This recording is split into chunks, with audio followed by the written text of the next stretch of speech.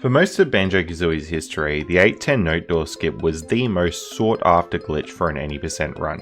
It would save about 20 or 30 minutes since you essentially don't need any notes to beat the game if you can skip the 810 note door. And about 3 years ago, I found a way to do 810 skip, and we saved heaps of time in the run. And since then we found bit clips, giving us not only one but two ways to do 810 note door skip. Now, although 810 skip isn't possible RTA, it is in TAS, and this gives us everything we wanted for an any percent TAS. We can beat the game with essentially no notes and save a whole bunch of time. So it may leave you wondering, what's next to conquer an any percent? And the answer is this water switch. We have to go all the way to become the pumpkin, raise the water, and that's the only way we can get through the lair. Now, unfortunately, we don't have any way to skip this whole process on N64 any percent, and it's something we've been looking for a long time. This video is going to look at all theories and everything to do with this. This is Grunty's water switch, the next barrier of BK any percent.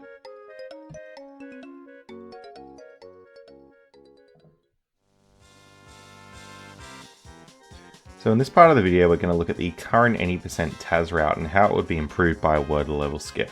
So we start the any percent TAS by getting FFM, which lets us have all the moves from the start of the game. We then gradually make our way through Spiral Mountain, and then we go into Mumbo's Mountain. Now the primary purpose of this is to get eggs, since we need those to generate lag frames for big clips. While we're in Mumbo's Mountain though, we're going to start getting our 20 tokens, because to raise the water level you need the pumpkin, and the pumpkin requires 20 tokens to transform into. We then make our way up and start climbing the lair, and as we're climbing we're going to be grabbing some extra tokens as well. Now if we didn't need to worry about the water level, right here we'd go through the 450 door, but instead we're going to be going to Mad Monster Mansion. And we'll be able to clip into Mad Monster Mansion, but it does take a little while to get there through the lair. And we do a lovely bit clip to get into Mad Monster Mansion early. Once we're in Mad Monster Mansion, we still go around and collect a whole bunch of tokens. You can see that we've only got 11 at this point, and we need 20 to be the pumpkin. And that's sort of one of the big limitations of this route. Because you need to go so out of your way to get tokens, you end up getting some very slow tokens. After a few minutes going through Mad Monster Mansion, we finally transform into the pumpkin. And we take that pumpkin out into the water switch room. That's where we raise the water. So you have to turn into Banjo, raise the water, then turn back to your pumpkin. Once that water level's raised, we take a very slow walk back to the main area of the lair. And we do a 450 skip and come into this water raised room. So with that water raised here, we can now get up a bit higher and hit that second water level switch. So we do have to go into the Rusty Bucket Bay lobby. And then when we come out, we're going to swim up here and go and raise that water level to level 2. So the whole premise of water level skip, in theory, would be some way to get up to this point here without raising the water level, because then you could just hit the second switch and make your way all the way up through the lair. Once you make your way up through that water level section, you come into Furnace Fun, and that's basically what we need to do now, beat Furnace Fun. Luckily this TAS has a pretty nice way to skip through Furnace Fun, so it ends up being pretty quick in a TAS setting.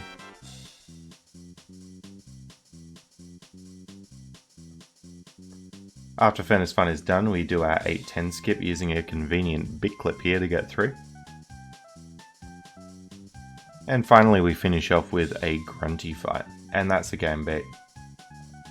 Now all this footage here is from a TAS demo that I made a little while ago, and that is 16 minutes and 44 seconds. But let's look at what doesn't need to be done in a TAS demo. Essentially, we don't need to be getting 20 tokens anymore, which saves a whole bunch of time. We don't need to go to Mad Monster Mansion. We don't need to get the pumpkin or raise the water. And that's pretty much all that's left. In fact, you might even be able to get away without going into Mumbo's Mountain, but I'm not entirely sure. Putting all this together, I estimate that a water switch skip could save something like 7 or 8 minutes, bringing the TAS down to sub 10 pretty comfortably. As we'll see later on, some of the theories for water switch skip could actually take a little bit of time to do, so that could be still over 10 minutes for the TAS. It just depends on the nature of the skip. And I'll stress again that nobody's managed to find a water switch skip that actually works yet. This is all going to be a theory conversation.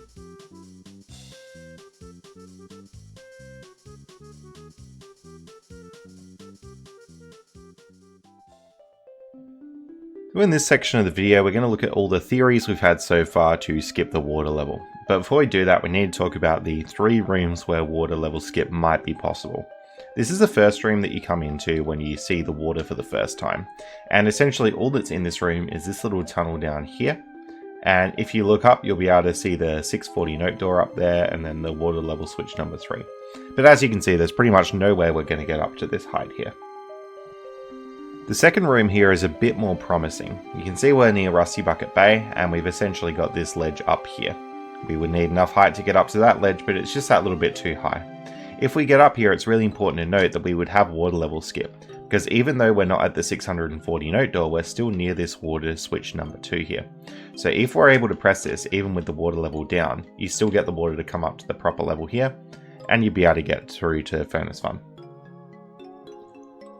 The last level here is the level with the Mad Monster Mansion puzzle. And you can see that there's a lot going on in this room. The big thing of interest is the pipe over here. So you can see that this is the lowest possible height we'd be able to jump to. And if we did get up to this pipe, we'd be able to do water level skip.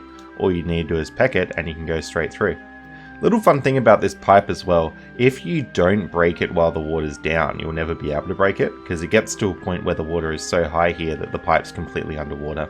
So if you got your childhood copy of the game, more often than not you'll have that pipe still intact with nowhere to break it, even though it's breakable without glitches or anything like that. If you did get up through this pipe, all you'd need to do is come out this door here, do a big jump across, and then you'd get to that water level switch we were talking about before. So though there's a lot to play with in these rooms, we haven't been successful in getting a basic water level skip. Probably the closest I could get is something like bouncing off this fish and taking damage. And if you could take that damage with a jump as well, you might be able to get enough height to get up to that pipe, but it doesn't seem super likely. Now in theory, you could get out of bounds in this room using a bit clip on one of the ledges over there and then just swimming sort of up to this area. And this gives us a bit more hope. What we could do is sort of jump and ground pound, and if you can make that jump high enough, you might be able to actually ground pound into the tunnel there. Kind of hard to visualize, but it does work, and we have similar clips like that in Banjo-Kazooie. As we can see though, the ground pound is still way too low to get up there no matter what we do pretty much. If you got out of bounds down here, you can sort of continue down to this region, and this is sort of the area where the Rusty Bucket Bay puzzle is.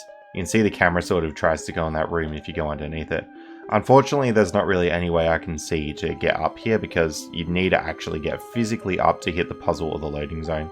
It's important to note though, if there was some way to actually do this puzzle, then next time you void out in the room, you actually just return to where you did the puzzle from. So that could be an option if we could activate this switch from below somehow, although we'd need 12 Gs to actually do the water level switch skip in that case. So the natural question you might start asking is, are there any glitches which let you gain height in Banjo-Kazooie? And there are actually a couple.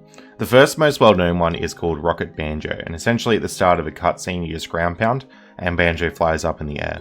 What's happening there is at the start of your ground pound, Banjo goes up a little bit in height, and essentially when he gets locked it doesn't reset that upwards velocity, so you can gain a bit of height there. The only issue with Rocket Banjo is, well, you don't have control during this and you generally tend to just fall straight back down afterwards, so it's not really going to be an option for us. However, if we could somehow make a cutscene play in this room, we could totally do Rocket Banjo underneath there and get straight up. So it turns out there's another glitch to gain a lot of upward speed / height, and it's called Hyperbuoyancy. So if you are swimming and you get stuck under a roof, normally what happens is it causes Banjo to automatically dive. So even if you didn't press the dive button, you would be under the water. But if you get up to this point and you've never learned how to swim, something different happens. You can get yourself stuck under here and Banjo never automatically dives. And if you do it well enough, you can actually get properly stuck under here. So I'm going to highlight the Y velocity for this section, and we'll see that it is still increasing, and it just goes up and up and up and up and up, really without a limit. Banjo sort of gets hooked on the roof here, and if you do manage to leave the tunnel, Banjo will zip up really fast. Only issue is the water actually stops you. Here's an example of getting hyperbuoyancy, and you can see just how big the effect is. Once I manage to leave this tunnel, Banjo just zooms upwards. Now it's important to note the water level does stop Banjo, and that's what stops this glitch from just immediately giving you water level skip. Now, one potential way to break through the water plane would be to big clip through it. We can see this is actually possible as shown in Ring Rush's low B demonstration, but it's a bit tricky to do in practice. If this theory was going to work for hyperbuoyancy, here's what needs to happen. You get stuck under this tunnel and gain a lot of upward speed. You then clip up through this dude's teeth, and the water plane sort of has a triangle that runs along where Banjo is running along now. If you could make it up to this triangle, you might be able to big clip through it. The only issue is the faster you have the speed, the less movement you have before you hit the water plane. And you can see that basically in 1, maybe 2 frames, you're about to hit that water plane. Big clips are already hard enough, so to make them even more precise like this would just be too much, and we haven't been able to make it work. Not to mention you'd actually need quite a lot of upward speed to make it to this platform here. One weird thing I'll mention is that if you use Script Hawk to zoom through this wall, it's a little bit inconsistent, but sometimes you can actually just walk on the water. It's kind of bizarre. I don't know how this actually works, but it's kind of weird, and if we could understand it, maybe we could put it towards water skip somehow. As soon as you do like a jump or anything, you just fall back into the water. Now the other theory I have with the hyperbuoyancy comes from this room with the Mad Monster Mansion puzzle. You have this tunnel that you can sort of go in and build up speed here. You sort of just do a quick dive into this tunnel, and then you can build up the speed. Then what you can do is clip through sort of the top of the tunnel, and then escape this water plane. So if you could big clip up through the tunnel and escape the water plane here, you'd come off the side, and then basically you just have a lot of upward speed that you could use to sort of go up, and then maybe try and land in this tunnel over here. You might need a flutter or something. Now the issue with this is that you hit the top void out zone of the room pretty quickly. So I'll show you where that is. Basically, just a little bit further. There we go. That's sort of the height we're looking at. So it actually limits you to how much you can do, like how much speed you can build, because if you build too much, you're going to hit that. So here's a demonstration of what this might look like in practice. We go into the tunnel and build up speed, and in this video I use position hacks to get it big clip, but in theory you might be able to get this normally. So upward big clips are totally a thing with hyperbuoyancy. But basically once I get up there, you'll see I basically just hit the water plane, and that's because I didn't have enough time to move aside and avoid it. But in theory, if you're able to get to the side past the water plane, you could retain your upward speed and fly across. Now just while we're on the topic of hyperbuoyancy, there's something cool that I want to show. It's not really a potential for water level skip, but it is a potential for maybe getting Rusty Bucket Bay early. Basically what we're going to do is raise the water level to level 3, and we're going to keep pause buffering so that the timer doesn't run down as fast. We don't have enough time to do quite what we want, so I'm actually going to die to reset the timer here.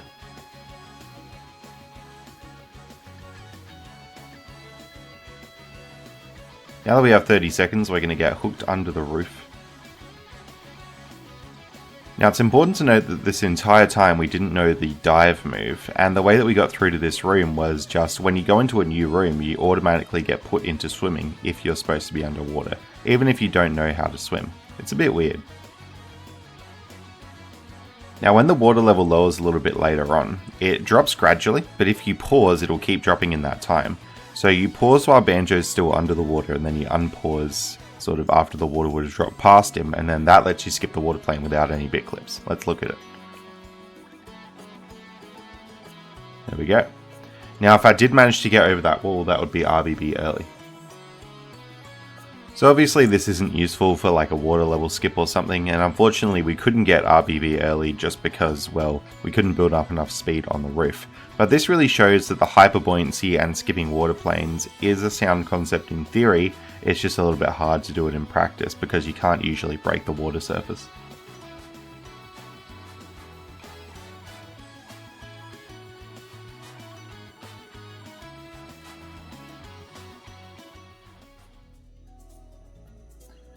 So if we can't get up the water level by just sort of moving up there, let's try and warp up there. This is the blue cauldron, and if we activate it, you'll see a few different things happen.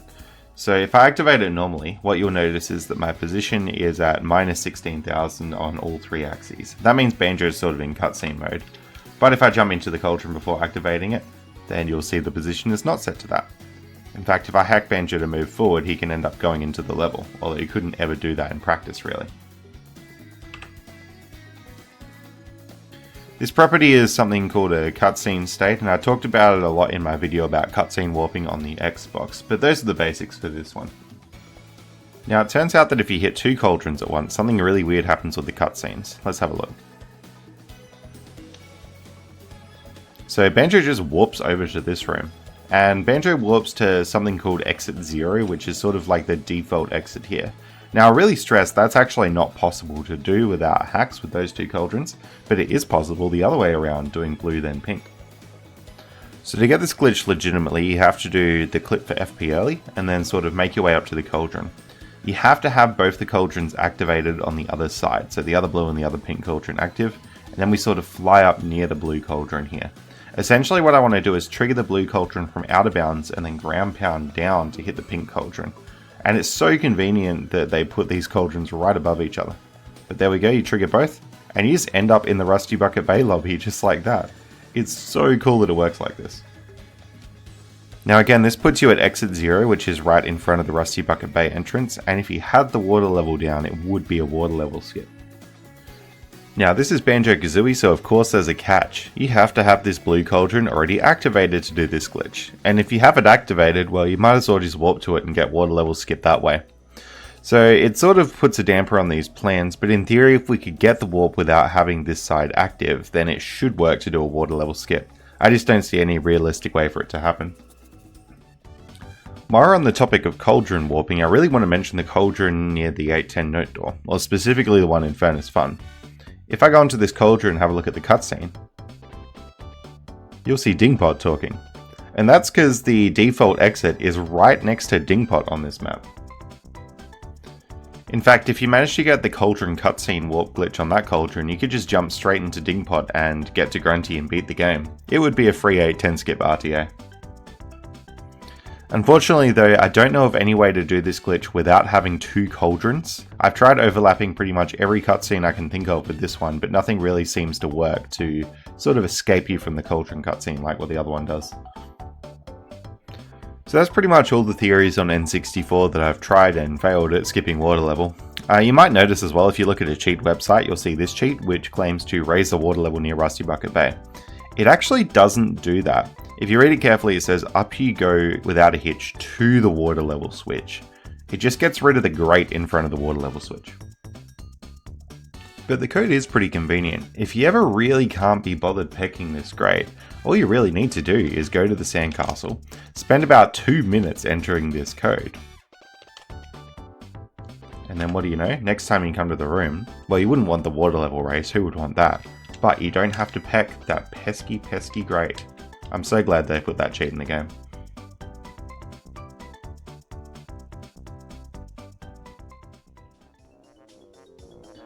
Now, though water skip isn't possible on N64, it's possible in a couple of ways on the Xbox version. We have a glitch called Demo Desync Adventure, which I've done a video about, and essentially this lets you, well, desync the demo and start the game in Rusty Bucket Bay. This means that you can skip raising the water level because you just hit that second water level switch right away. And fairly recently it was found by a TSR stormed that you can actually get water level skip on a normal game file, not just DDA. This is done through the bottles bonus puzzles, and essentially you can desync these using the Xbox menus and get Banjo to fall out of bounds. Once you've fallen out of bounds, you end up in Click Clock Wood, which means you've basically just skipped the water level.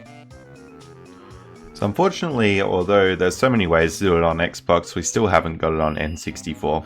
But it's one of the main things worth looking for in Banjo-Kazooie glitch hunting, since it would just save so much time on OTAS. That's going to be all for this video, and thanks so much for watching.